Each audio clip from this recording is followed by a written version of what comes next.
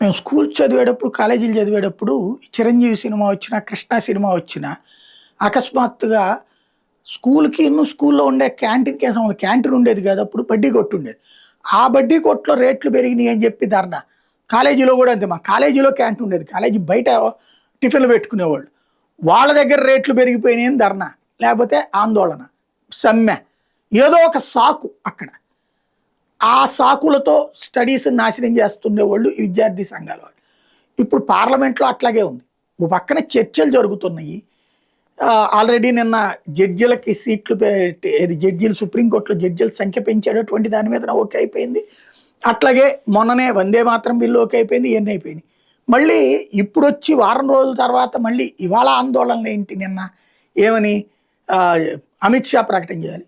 శుభ్రంగా అమిత్ షా గారు కూడా ఎందుకు మరి డ్రాగ్ చేస్తున్నా నాకు అర్థం కాలేదు. ప్రకటన చేయండి. ఇదిగో 2700 మంది క్రిమినల్స్ ఉన్నారు, వాళ్ళు పోలీసులను కొట్టారు, పోలీసుల వల్ల గాయపడే హాస్పిటల్లో నువ్వు ఒక్కళ్ళంటే ఒక్క ఉద్యమకారుని చూపించండి. బట్ ఉద్యమకారుల దాడి వల్ల నాశనమైనటువంటి పోలీసులు ఎంతమందిని చూపెడతాం, చావుబతుకుల మధ్య దాకా వెళ్ళిందని. అలాగే ఎదురుదాడి చెయ్యకపోతే ఎంతసేపటికి మేమేం మాట్లాడమని చెప్పి చూస్తా కూర్చుంటే ప్రజల్లో అసహనం, అసంతృప్తి, అభిమానించే వాళ్ళలో కూడా పెరుగుతోందన్నది అర్థం చేసుకోవాల్సి ఉంది.